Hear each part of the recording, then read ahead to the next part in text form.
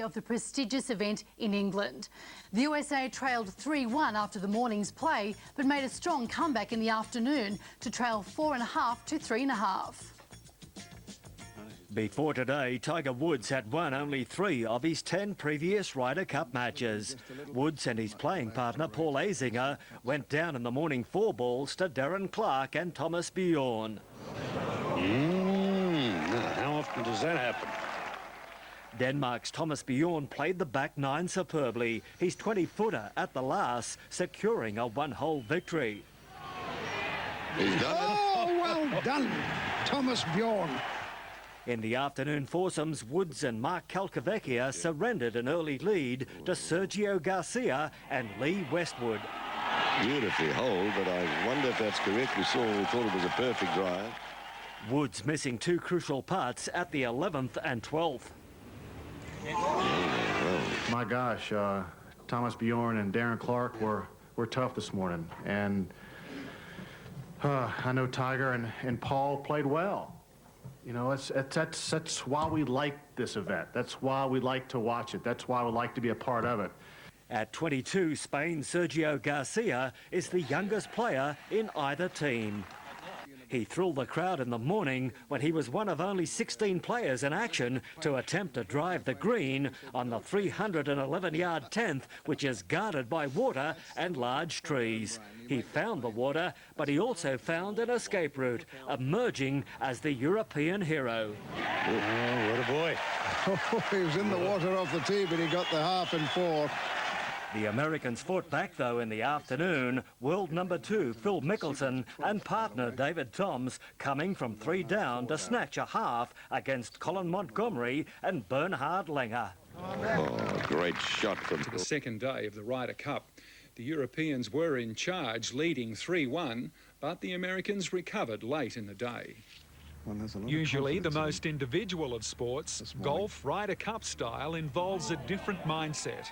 Selfishness by necessity, replaced by a team spirit for survival. And it seems it's the only golfing concept with which Tiger Woods is yet to come to grips. In the morning 4 ball, Thomas Bjorn and Darren Clark wrapped up victory for Europe over Woods and Paul Azinger. Well done, Thomas Bjorn. And it didn't get any better in the foursomes as Woods and Mark Calcavecchia lost to Sergio Garcia and Lee Westwood.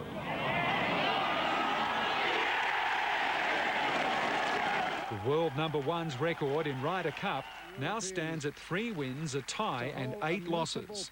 He's disappointed, which is good. He probably feels as though he let the team down a bit, which is good. And it makes you come back hungrier the next day. It was looking like a dim day all round for the Americans until a late recovery. Scott Verplank and Hal Sutton coming from 2 down after 12 to beat Bjorn and Clark. Colin Montgomery and Bernhard Langer led by 3 with 4 to play.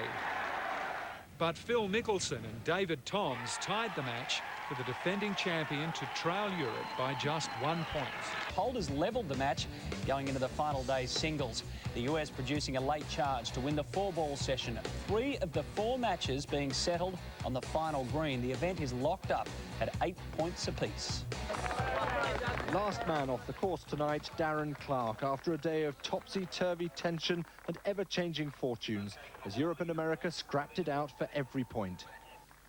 An early boost for the visitors, the arrival of their presidential cheerleader, George Bush Sr.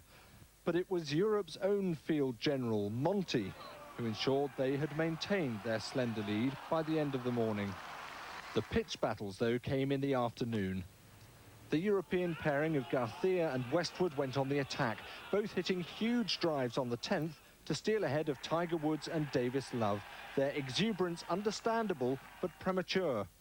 It went to the last green, Lee Westwood needing this modest putt to halve the match. His miss handed the momentum to the Americans before their last pairing squandered their own chance of a victory. It's a great performance. You know, the Americans are very tough. And we're tied getting into the last day. We're tied for the lead and getting into the last day. That's always good in my book. The captain's task now is to rally his team one last time for the toughest challenge of all. First to golf, and Europe has won an enthralling Ryder Cup contest with captain Sam Torrance hailed for his tactical brilliance. Torrance shocked the Americans by sending out his top players first in the crucial singles play. And it proved a masterstroke. By the time the last match began with Tiger Woods against Jesper Parnevik, a famous victory had already been sealed. What a moment for Paul McGinley. What a moment for Sam Torrance. It was one of the most exciting days in golf history, and no one deserved the accolades more than Sam Torrance.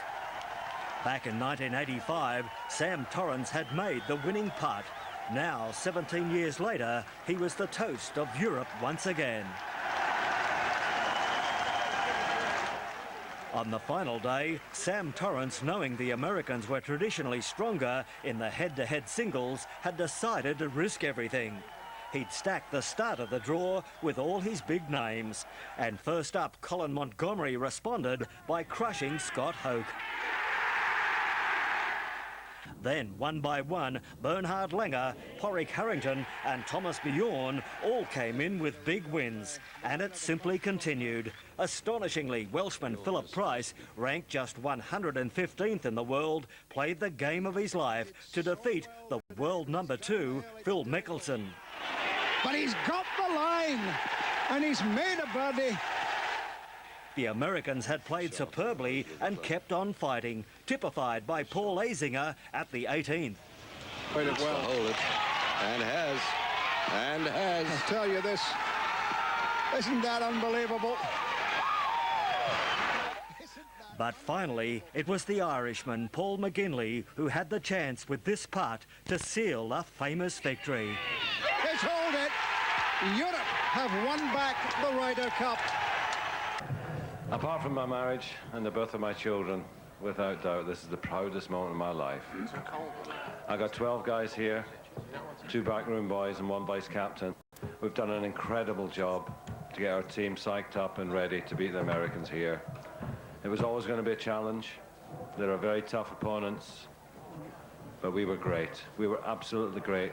And out of the shadows come heroes. And that's where Philip Price and Paul McGinley came. The match had been played in great spirit, both sides showing exemplary sportsmanship, and the cup had returned to Europe.